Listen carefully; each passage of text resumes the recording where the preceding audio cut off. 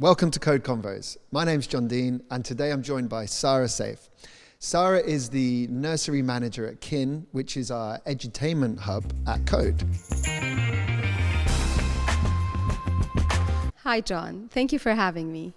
Okay, Sara, so tell us a bit about yourself. I'm a mother of two. I have Khadija, 13 years old, and I have Ali, 10. Okay. We're here to talk about Ali. Khadija is not so much into sports. She's on the artistic side more. She likes to write. She likes to do other things. At the beginning, it was hard for me to accept, because she's the elder, that she is not going to play sports. We tried like so many sports, but nothing worked out. Okay, so she didn't find anything that fitted. Nothing. We tried everything, but then I had to, it had to sink in. I had to swallow it that it's fine. She will not play sports, and she's not that type of person. And then Ali came in, and actually, he was good at it. He just naturally good.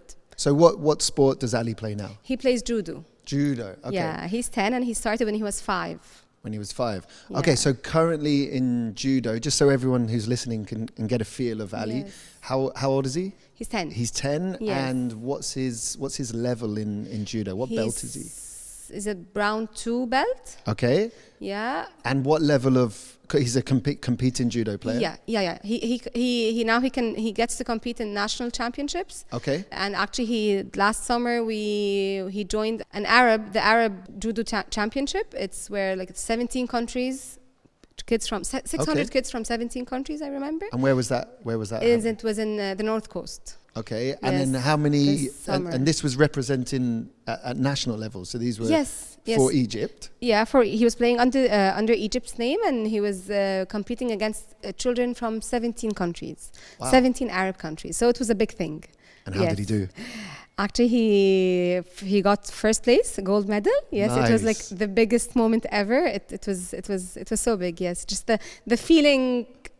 Like you forget all the hard work, everything, and just when they announced that he won the match, it's. And how did he feel? How did he look when he? He's when like, he did it? "Can I eat McDonald's now?" So this was like, yeah. This was his reaction. I think it didn't come in. So Okay, so he's motivated by McDonald's. let's not put it this way.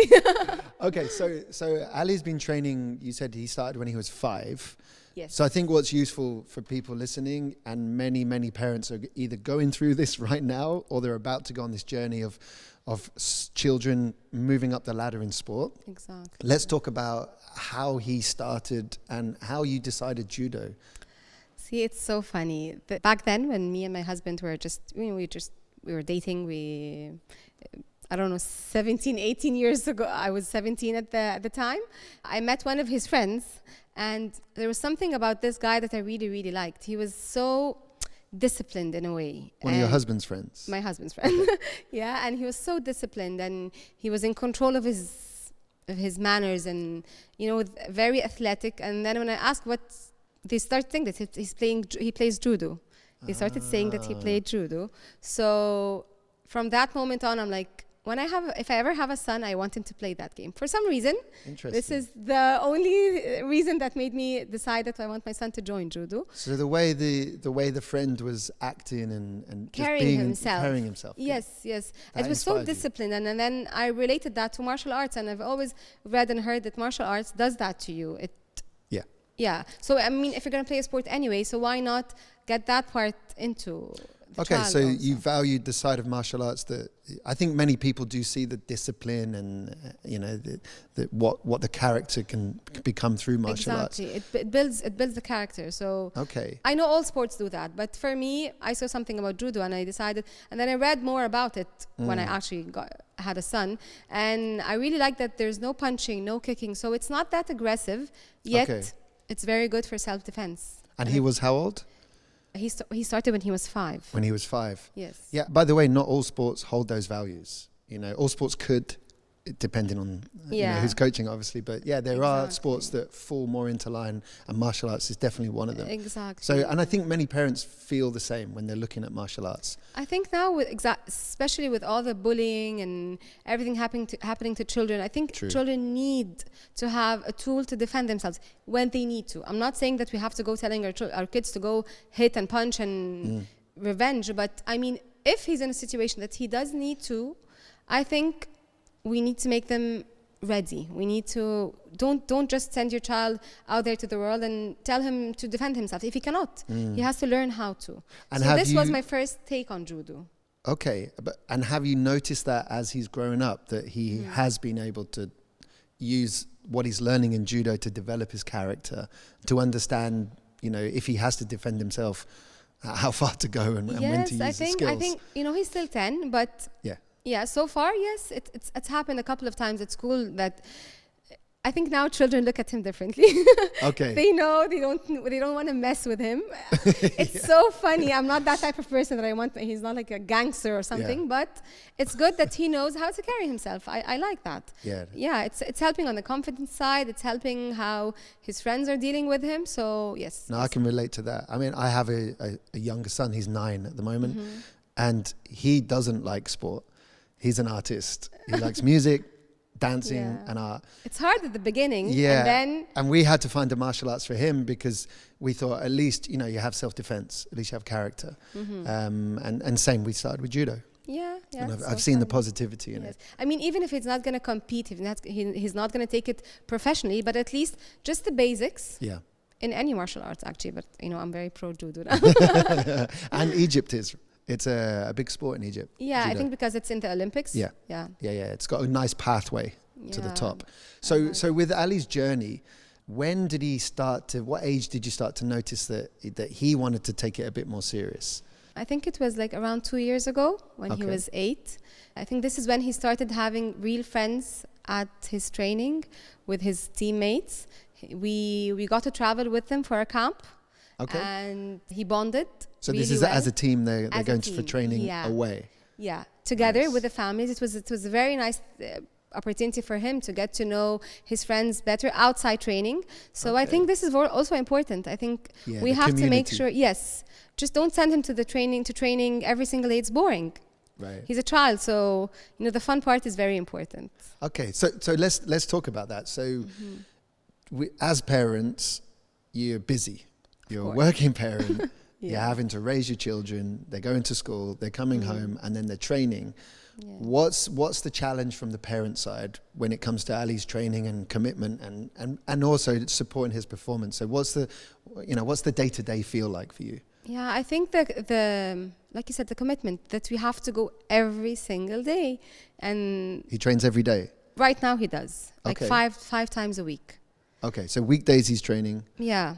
Right. Sunday to Thursday, or actually Saturday to Wednesday, he trains 5 times a week. So you have to be there, whether you have exams, whether he has to study. So every day he comes.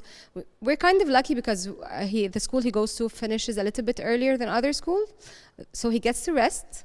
And then eat. Nutrition is a whole thing, so he has to eat properly. Is he a fussy eater? Of course he does. He is. He loves sugar. So, and with judo, I don't know if anyone knows, we have a certain scale or a certain weight that we have to stick to before a competition. Right. So competition, he's in his belt and then by weight. Exactly. Age and weight. Yeah, he's like, he plays under the 2013 kids of 2000 because he was born in 2013. Right. And he has to choose the scale that he's going to play on. So he has to play under the 36 kilos, and right now he's 38, which is like a normal weight for a child. Okay. But we have to put him on a diet plan. So leading up to a competition, he has to tighten up his eating. They have to watch what they're eating. I see. And how far before a competition would they start to advise the parents to be ready? Of course, the earlier the better, but sometimes the schedule comes, the timetable comes just a month before. Right. So we have to start eating, do the switch. So right now we're learning together that we have to maintain this as a lifestyle. Okay. And what have you found when you have to do that? What's hard for him when you start making changes in the diet? Discipline. It's very difficult because he's a child. He just wants to eat like whenever he wants. He just wants to lay down and, he's like, it's enough. I'm going to training every single day. So I just want to treat myself to. Right. Yeah. But the good part is like they learn discipline. I mean, nowadays children, there's nothing in life that's making them, they don't have to be disciplined for anything. Yeah.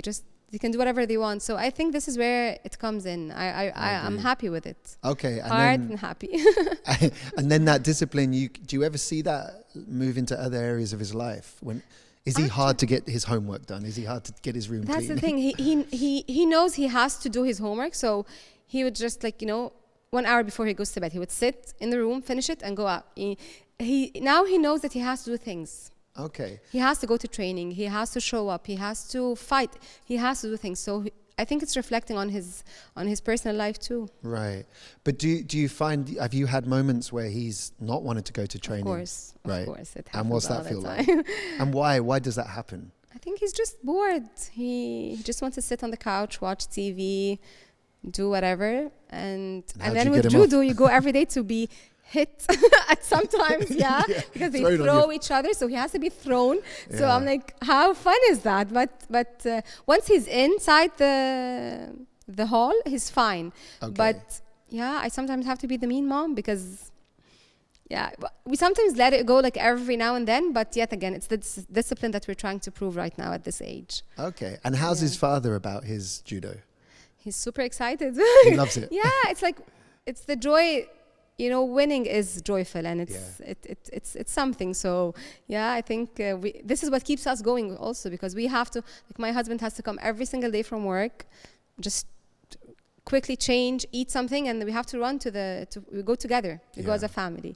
So it's nice that we're both there for him. Yes. And you still love watching him train, watching him compete. Yeah. And as a family, that brings you together, I guess. Exactly. I can't watch him actually play, to be honest, because it's too hard for me as a mother, but my husband does. Okay. I only watch the matches. And I cry like, ooh. Really? Yeah. I start sobbing and crying. Yeah. Okay. For him and for the other kids, for me, it's hard. Right. Yeah. Right. So has he ever had any injuries during competitions? Now all the time. Yes. Yeah. And how does he deal with them? Because they put you off. They could put you off training. They take you away from training. Of course. Right now he's not training because he had a foot injury. We were in Alexandria last week, and he was training with kids from another club, and he got a foot injury, so he's not playing. Right. Okay. And then during that off time, how is he at home? He's not playing, but he goes to practice. Okay. He does, for example, he can do upper body. He has to go because we don't want to get him out of the training mode. So I see. Mm-hmm. Okay, and for Ali, is there any other sport he leans towards? He loves football, but he doesn't want to do anything professionally because judo is enough. But yes. Okay, so because he's now specializing in one sport. Exactly, and I think it makes more sense.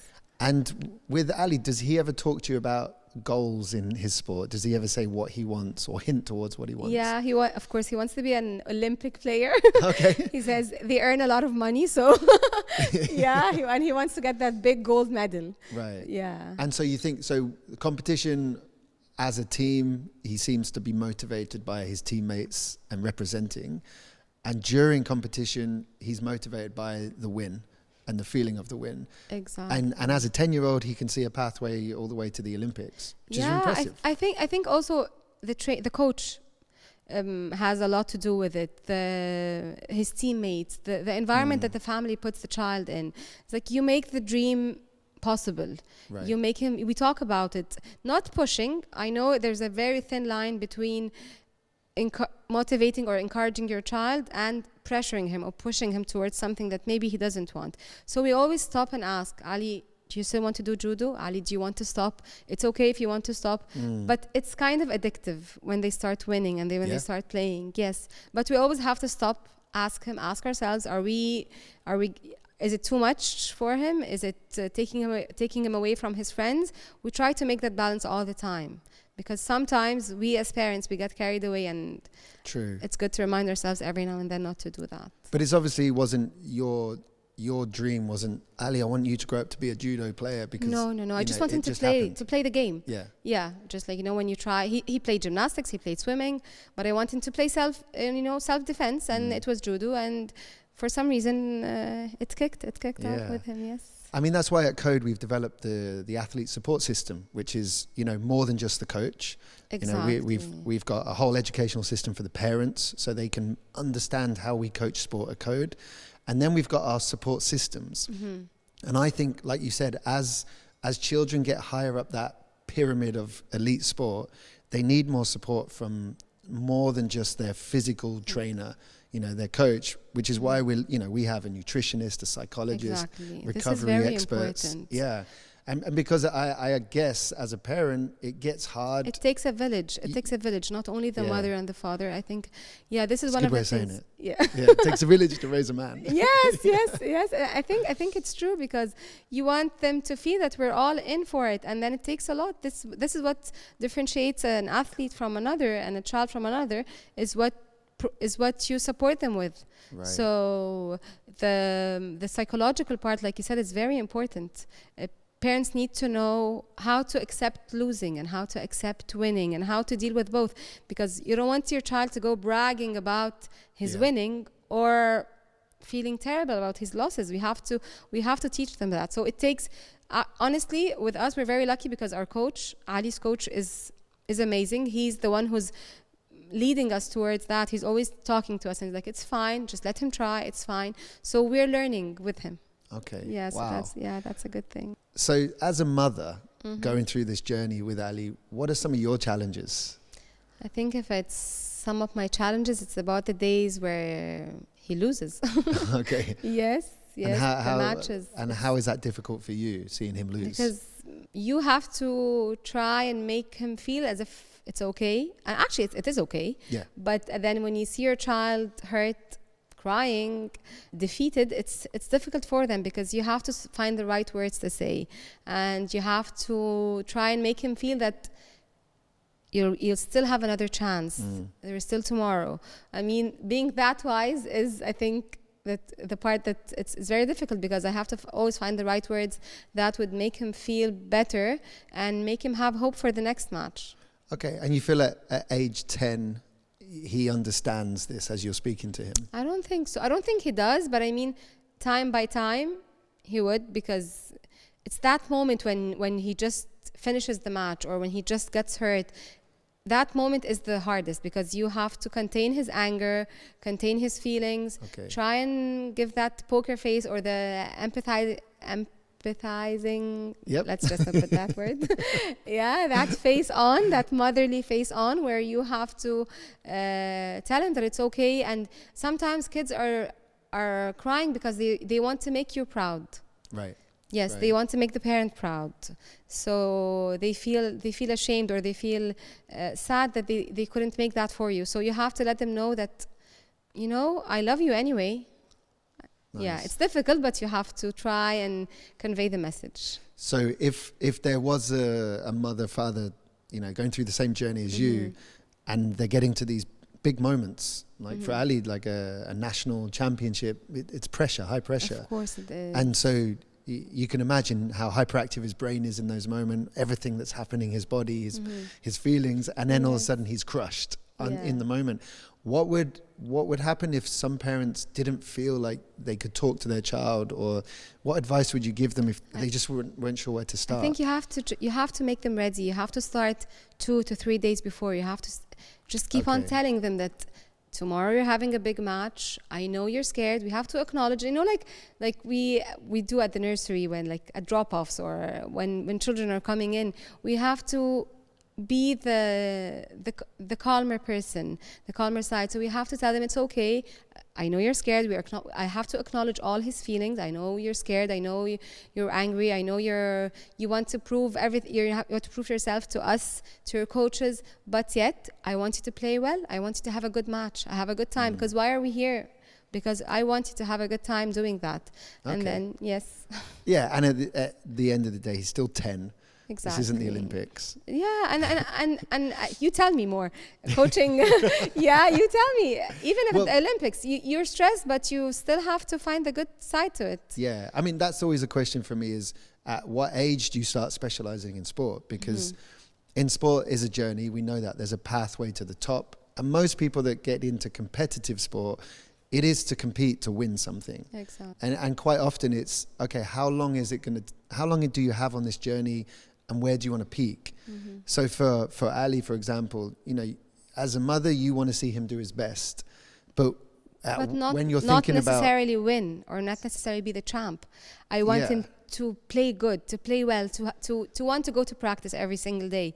So, and then if they win, woo, it's amazing. But I mean, if they don't, we're still okay. But what happens if he peaks at a young age and he starts to decline, as in, I don't want to do this anymore? Like, I'm 13 that's now. the trick where you... Yeah. Yes. How do you feel about specializing at a young age, like 9, 10 years old?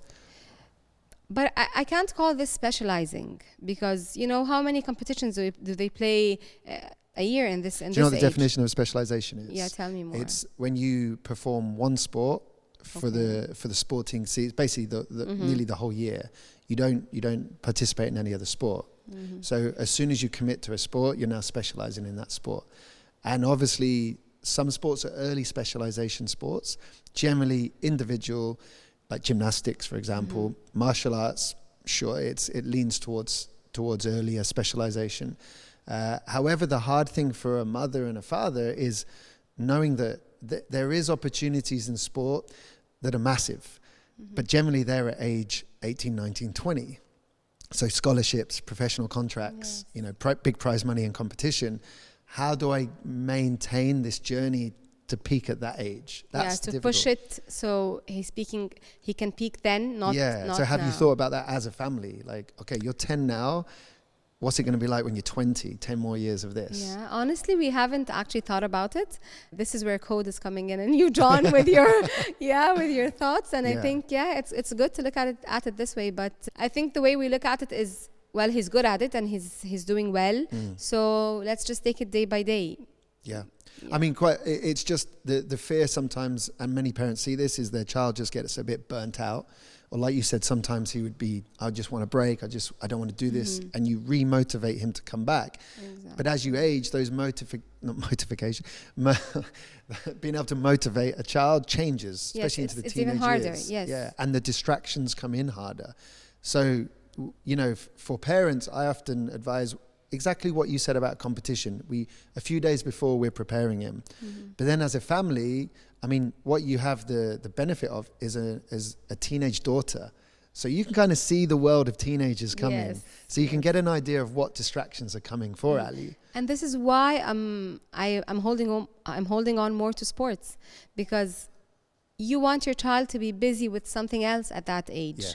You want your child to have a shield, like a confidence shield, if we might call it, even if it's not sports, even if it's art, even if it's music, even if something that they're really into, that they're doing every single day, so they're not left to the other ideas or to the free time that's not going to take them anywhere. On the contrary, it might actually hurt them. So I think this is why I might be holding on more to sports. But again, I don't want to burn him out. I don't want to push him. I think mothers and parents have to look at sports as an aid to raising their children, to face so many problems, yet not to push them by any means. Okay. And you seem as a very open-minded parent. So, and I find this sometimes with parents, because they're so emotionally tied into their child performing, that they often, like, with the blinkers, the racehorses, they don't listen to the support that's coming from coaches, psychologists, nutrition. There's like, no, we need to. We know what we're going. Yeah, I think you just have to stop again every now and then and look at your child. Right. If a child finishes the matches and he loses, and you see his coach or you as a parent shouting or just giving him a hard time because of that, then you need to stop and think something is going wrong and you're doing something wrong. Yeah. I mean, a break is as good as a change. So you spoke earlier when you go on these camps, these training camps. Exactly. Different activities, not just judo, right? Yeah, so it's like you do at work. So we're not here to work. You can have fun also. Yeah, so I think it's the same thing with judo. Just send the message to a child that we can let you have fun while doing something good. So, yes. Okay. So more and more mothers are having to work full time. Of course. Right? The world is getting expensive. Now with everything happening, yes, we definitely need that. And which is, as we know, it takes up a lot of our time when we're at work all day. And then schools are not giving us the support we need. No. So for sure, there aren't school systems that we're using at the moment that are the base of our sport. So we're having to take our children to academies to train them in sport to a good level. So as a working, busy mother, wife, how like what are the sacrifices that you have to go through? I think yes, it happens. This is what how our life is every single day. Yeah, you have to, you finish work and you want to go home and just eat, chill, sit, do anything. You just can't. You have to get them ready, run to practice every single day. So it is tiring, yes. Right. Sometimes I can't even take him, not even him. I can't take him to. I just want to go home, go out, see a friend, do something. Your life is put on hold because your whole schedule is according to him, to your son or to your athlete. At home, yes. And vacations. Sorry, yeah, go on. Vacations, holidays. We have to plan according to his competitions, to his camps. Okay. So I think like the whole family's schedule is shifted now. So we have to check first if they have a competition coming up. So we have to plan or book after they finish. So yes, because I think this is useful, right? If you're getting into sport, if you're a family and your children are moving into sport, you're still not sure what sport they're going to do. But once they're in, you have to realize the journey that's coming as a parent. Yeah, it's not easy because you just have to put off so many things. I mean, summer last year, we couldn't go to Sahel and spend our summer. We had to stay here in Cairo where it was very, very hot. I was yes, you were here too. Yeah. I mean, because as a nursery manager, I have the summer off. So I see. Before, when they were younger, you could travel, we could do anything. Now, while he's growing, we have to think of his days first. So I think it is a struggle, especially when you have another child at home that doesn't have that sort of commitment. So that's actually a good point. Do you ever feel with your daughter that you don't give her the same amount of attention? Because I have a son that plays football, and I have a son and loves sport, and I'm always there watching him. And the other one, because he's not really playing sport, I feel like sometimes I'm not giving him the same amount of attention. It's the guilt. I have that guilt every single time I take Ali to practice. Yeah, because I